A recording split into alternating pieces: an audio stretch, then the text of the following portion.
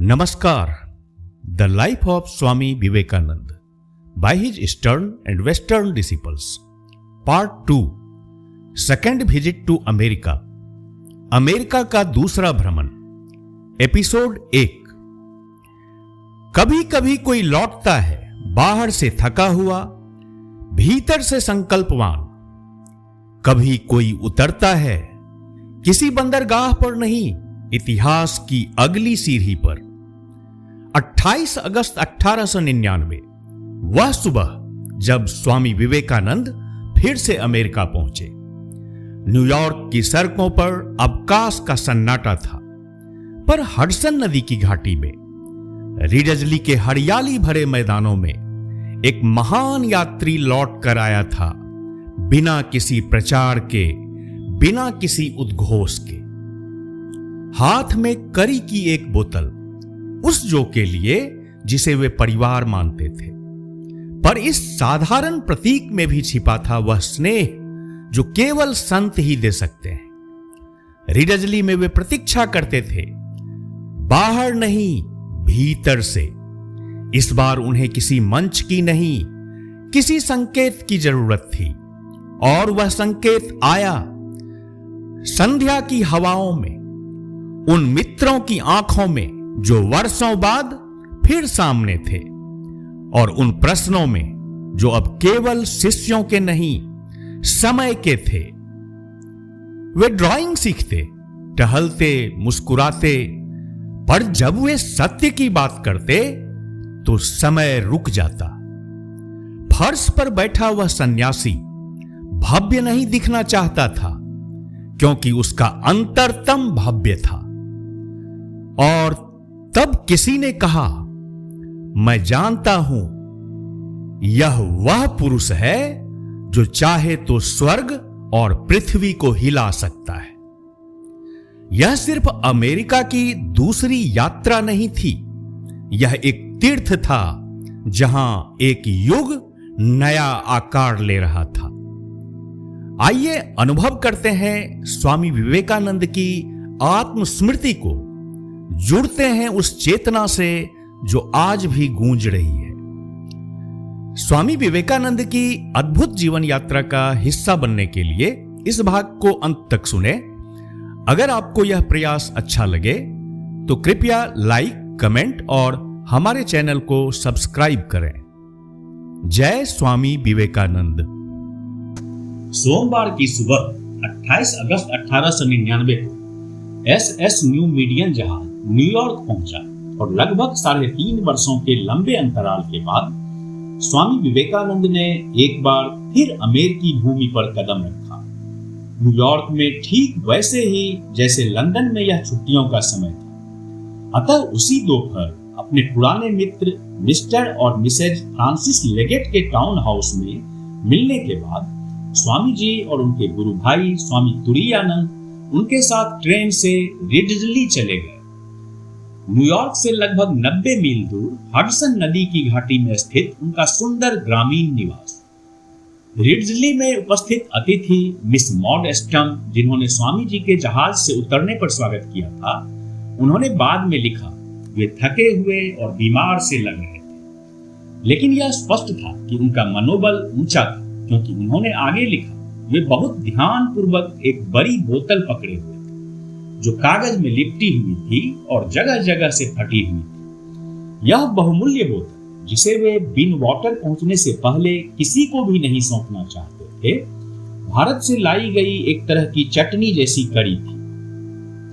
जो के लिए उन्होंने कहा, जो अर्थात मिस जोसेफिन मैकलॉड, जो रीडजली निवास की सदस्य थी, इस शांत वातावरण वाले विशाल और खुले लॉन वाले ग्रामीण निवास में, जो हडसन से 5 मील और सुंदर कैट्सिकल पहाड़ों से 12 से 20 मील की दूरी पर था, स्वामी जी प्रतीक्षा कर रहे थे. जैसा कि सिस्टर निवेदिता ने लिखा, उस आंतरिक संकेत की जिससे उन्हें यह पता चले कि अब उनका अगला प्रयास कहां होना है. स्वामी तुरायानंद और कुछ समय बाद आए स्वामी अभेदानंद के साथ उन्हें एक बड़ा गेस्ट कॉटेज आवंटित किया गया था, जो मुख्य मैनर भवन से थोड़ी दूर पैदल चलकर पहुंचा जा सकता था. मुख्य भवन में मेहमानों और मेजबानों का आत्मीय साथ हमेशा उपलब्ध था, जबकि जब भी चाहें स्वामी लोग अपने कॉटेज, जो अब स्वामी जी का कॉटेज कहलाने लगा था, उसके एकांत और उसकी शांति में जा सकते थे। इस निवास में बहुत से लोग रहते थे। मिस्टर और मिसेज लेगेट,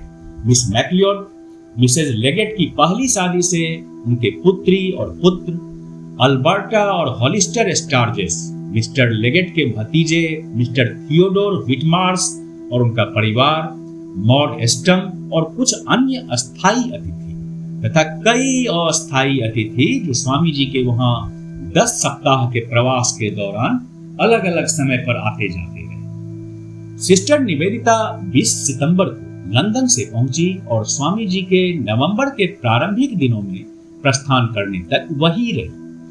मिसेज ओले बुल और उनकी पुत्री ओलिया 7 अक्टूबर को पहुंची और नवंबर तक ठहरी। इसके अलावा कुछ कम अवधि के लिए शिकागो से इसाबेल और हैरियट मैकिंडली बहनें आई, जिन्हें देखकर स्वामी जी बहुत प्रसन्न हुए। न्यूयॉर्क से उनकी शिष्या मिस एलन वाल्डो, शिकागो से मिसेज फ्लोरेंस मिलवर्ड एडम्स और न्यूयॉर्क के उनके मित्र डॉक्टर एडवर्ड ग्वेर्नसी की पुत्री मिस फ्लोरेंस ग्वेर्नसी भी वहां आई। स्वामी जी के स्वास्थ्य में सुधार लाने के लिए मिस्टर और मिसेज लेगेट ने न्यूयॉर्क के प्रसिद्ध ऑस्टियोपैथ डॉक्टर हेल्मर को रिडली बुलाया, जिन्होंने उनकी बीमारी का परीक्षण और इलाज किया। अन्य लोग आते जाते रहे, कुछ एक दिन के लिए तो कुछ एक सप्ताह या उससे अधिक समय तक वहां ठहरे। स्वामी विवेकानंद जिन अतिथियों से मिलने पर विशेष रूप से प्रसन्न हुए होंगे, उनमें एक थे उनके गुरु भाई स्वामी अभेदानंद, जिन्हें वे दिसंबर 1896 में लंदन में छोड़कर आए थे।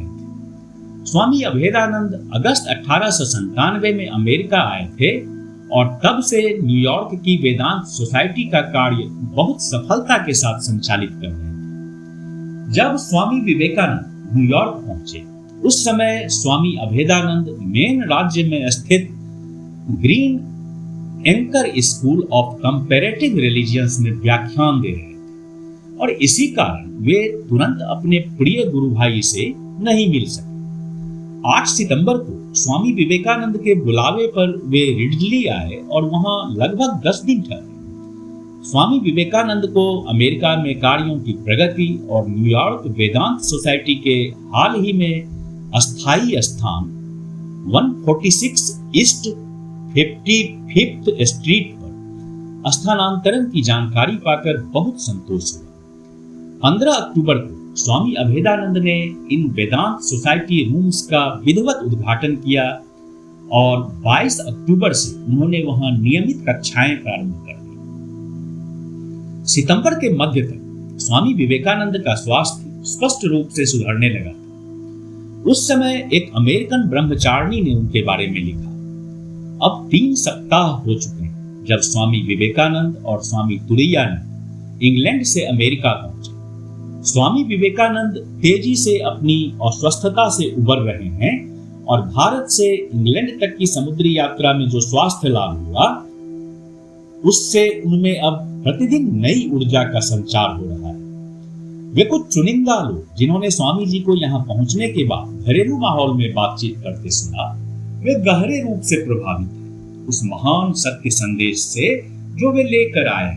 यह संदेश अब तक पूर्व और पश्चिम दोनों को दिए गए किसी भी संदेश से कहीं अधिक व्यापक भविष्य वाणी और पूर्ण दृष्टि लिए हुए है। 2 सितंबर को स्वामी विवेकानंद क्रिस्टीन को पत्र में लिखा, मैंने लेगेट परिवार के पारिवारिक चिकित्सक को बुलवाया। उनका भी यही मत है कि मेरे हृदय में कोई गंभीर समस्या नहीं है, केवल थोड़ी सी तंत्रिका कमजोरी है जो उचित आहार से ठीक हो जाएगी। अब मैं लगभग शाकाहारी हो गया हूं। कभी कभी डॉक्टर की सलाह पर मछली खा लेता, मांस बिल्कुल नहीं खाता और मेरी तबीयत बहुत अच्छी है।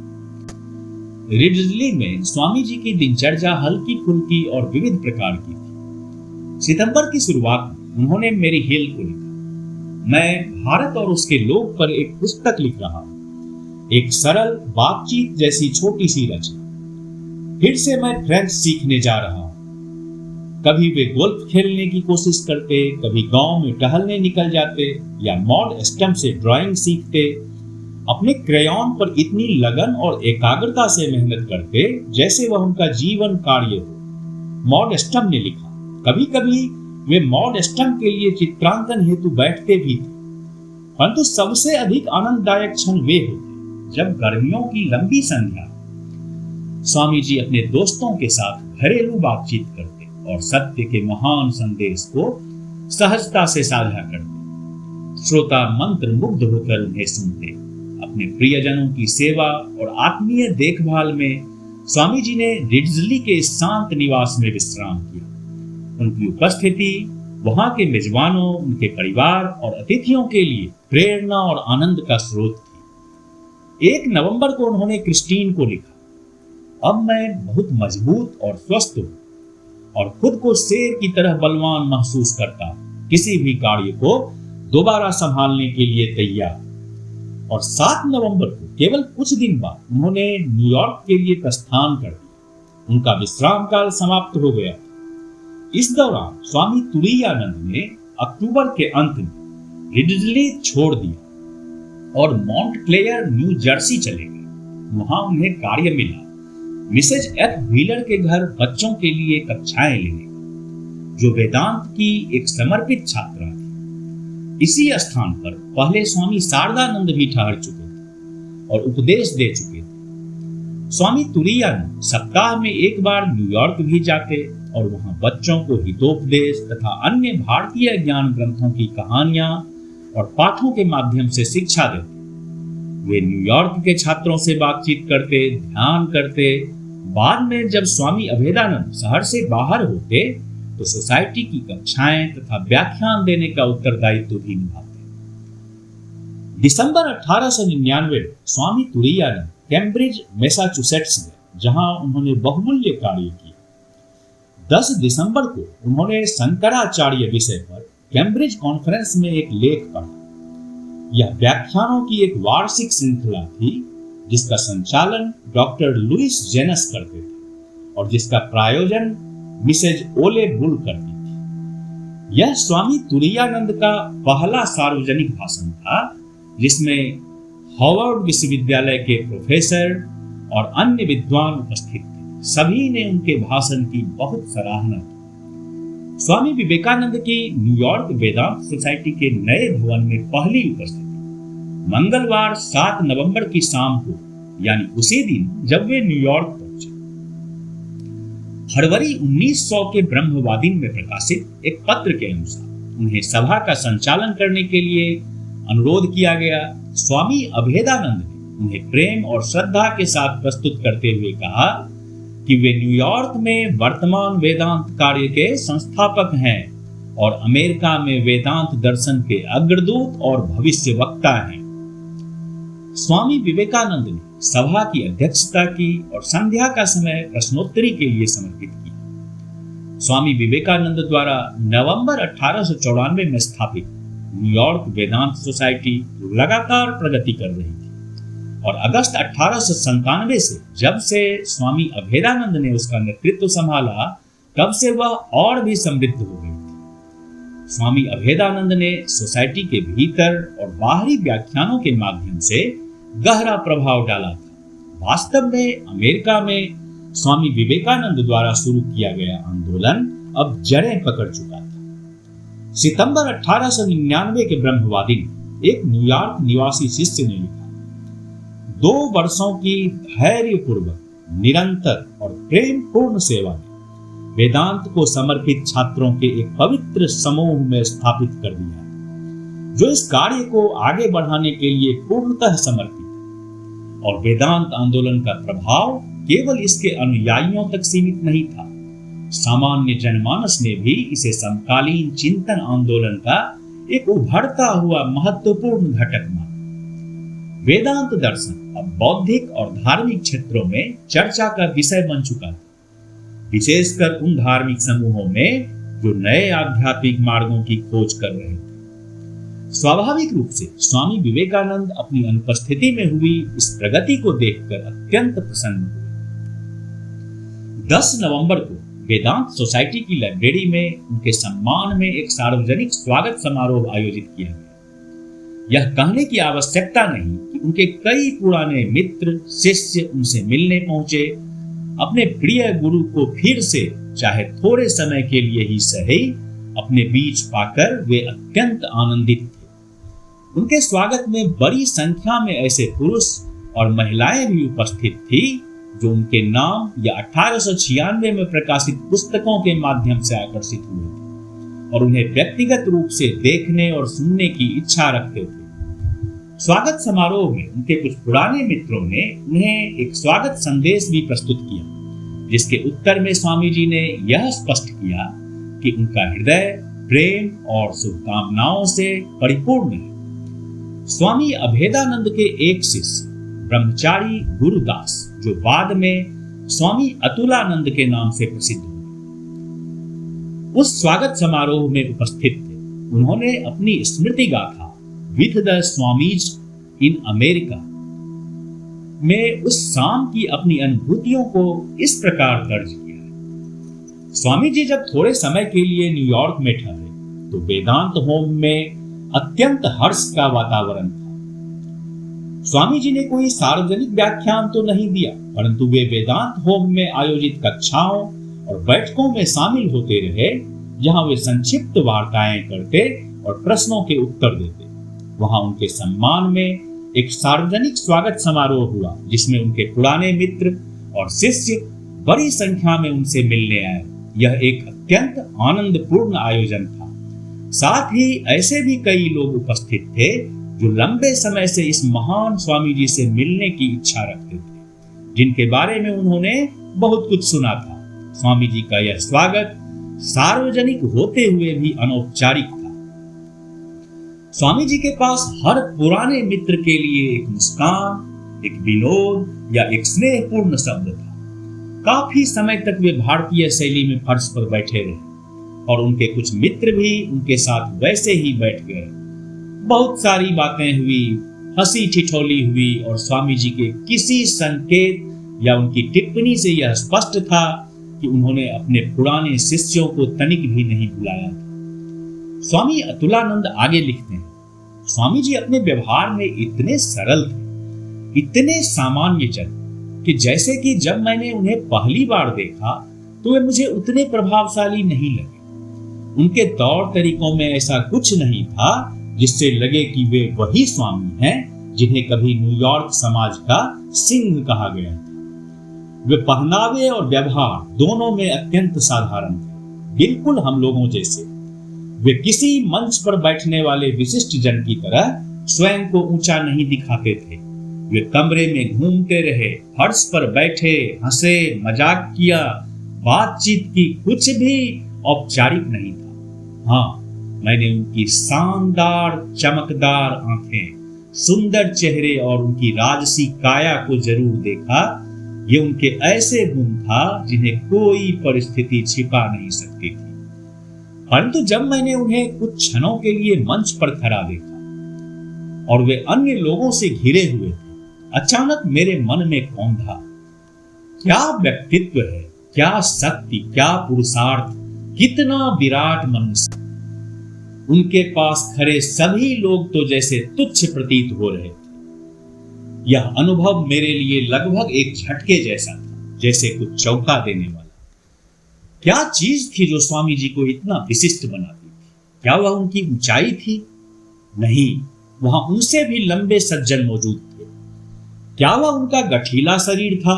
नहीं, वहां अमेरिकी पुरुषों के भी कई शानदार उदाहरण थे। शायद उनके चेहरे की अभिव्यक्ति में था, उसमें कोई विशेष बात थी। क्या वह उनकी पवित्रता थी? आखिर क्या था वह? मैं उसका विश्लेषण नहीं कर सका। मुझे भगवान बुद्ध के बारे में कही गई बात याद आई, पुरुषों में सिंह। मैं अनुभव कर रहा था कि स्वामी जी में असीम शक्ति है और यदि वे चाहें तो स्वर्ग और पृथ्वी को भी हिला सकते हैं। यह मेरे मन में उनकी सबसे गहरी और अस्थायी छवि बनी रही। जय स्वामी विवेकानंद।